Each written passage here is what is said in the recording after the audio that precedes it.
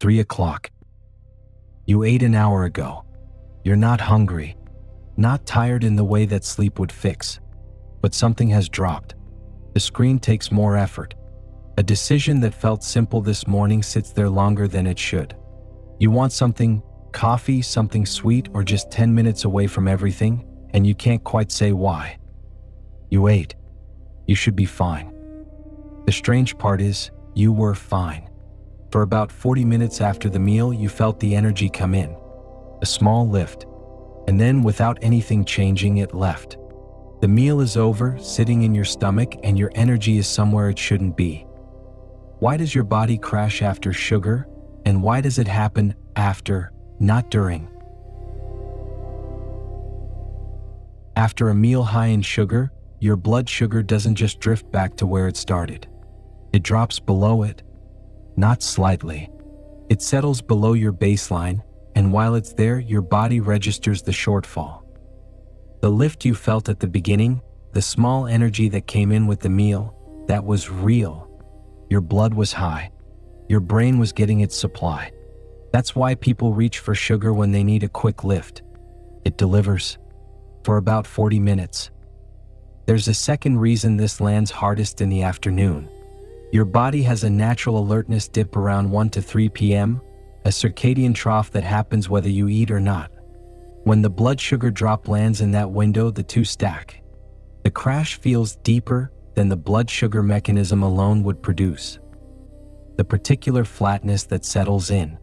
The way a meal that seemed fine leaves you searching for something else an hour later. The irritability without a clear source. Your blood is sitting below its own starting point. The energy you had 40 minutes ago didn't just fade. It was actively cleared out.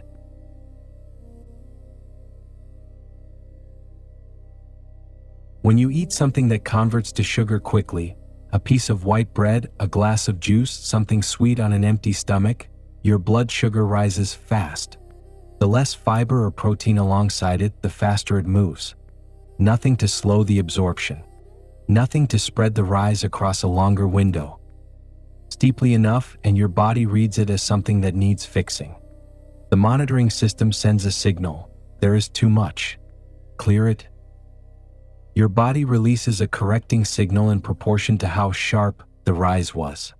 A slow, gradual rise, from oats, vegetables, something with fiber alongside it, gets a modest response. The correction matches the pace. A fast, steep rise gets a strong one. The sugar goes in fast. The response comes back fast. This is where it goes wrong. The correcting signal clears the sugar efficiently, but the amount released was calibrated for the size of the spike, not for where your blood sugar will be once the work is done. Think of a thermostat set too aggressively. The room is too warm. The cooling system kicks in at full power. By the time the temperature reaches normal, the system is still running, and it keeps going until the room is too cold. Your blood sugar follows the same pattern. The correction clears the spike. Then it keeps clearing. Your blood sugar drops through the normal range and goes below it.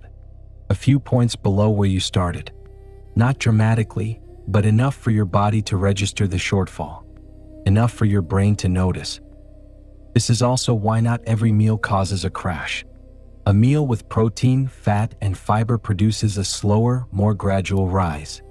The correcting signal that follows is proportionally smaller. It clears the sugar without overshooting.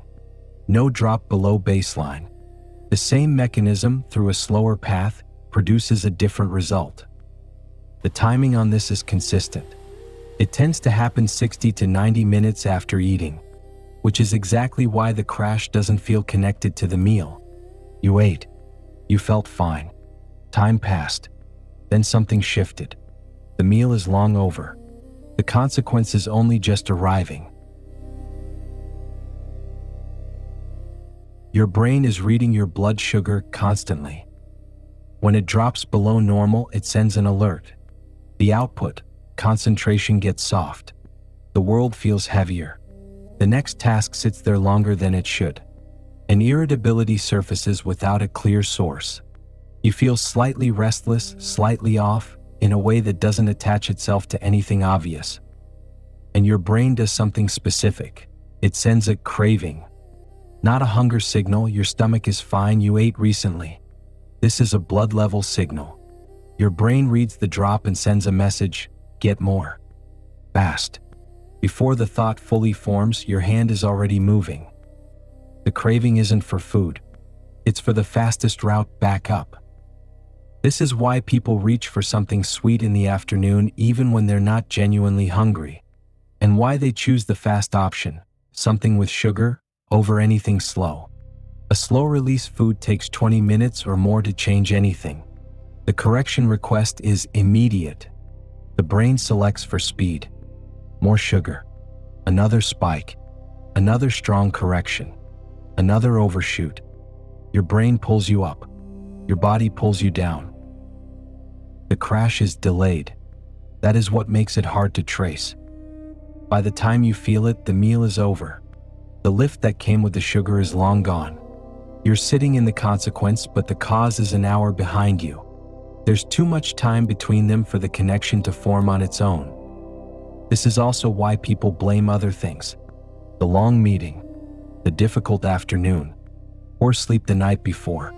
The crash lands in a window that feels far enough from the meal that the meal stops feeling relevant. But the sequence is always the same. A fast rise, a strong correction, an overshoot below the starting point, a drop that arrives 60 to 90 minutes later feeling nothing like what it is. The sugar felt fine. The crash was built into the correction from the moment the spike began. So here is what the 3 o'clock crash actually is. You ate something. Your blood sugar rose quickly. Your body released a correcting signal, strong, scaled to the sharpness of the spike. That signal cleared the sugar, then kept clearing past the normal range. Your blood fell below where it started. Your brain read the drop and sent an alert. Your energy fell. Your focus softened. Your body started pulling you toward something fast, another coffee, something sweet, to bring the level back up. The lift felt real. The crash arrived later, built into a correction that did exactly what it was designed to, just past the point where doing its job stopped being useful. You weren't weak in the afternoon. You weren't having a bad day. You were sitting at the end of a sequence that began with the meal, peaked when the correction cleared the sugar, and landed when it went too far. Most people run this sequence several times a week without ever connecting the events. A difficult Wednesday, a good Thursday, a flat Friday afternoon, each one feeling separate, a mood, a day, a version of tiredness that doesn't have a name. The mechanism the same each time. The cause invisible each time. So the next time 3 o'clock arrives and something has gone soft, the focus isn't there, you want something you can't quite name, the afternoon feels longer than the morning, and you're reaching for something without knowing why. This is what's happening. Your blood is sitting below where it was before you ate. Your brain is running a low-level alert. The meal is an hour behind you and it felt completely fine. The correction happened while you weren't watching. At 3 o'clock, your blood is running low. Not because of the meeting. Not because the day is long. A correcting signal cleared past its target and left you below where you started. Your brain registered the drop. Your body responded. The afternoon arrived. The sequence is always the same. A fast rise. A strong correction. An overshoot. A drop an hour later that lands without a label. It comes after. It always comes after. Your body doesn't crash because it failed. It crashes because it succeeded and then kept going. The correction worked. The sugar cleared. The system ran exactly as designed. What it wasn't built for, what none of it anticipates, is how much faster modern food moves through it than anything the body was ever built around.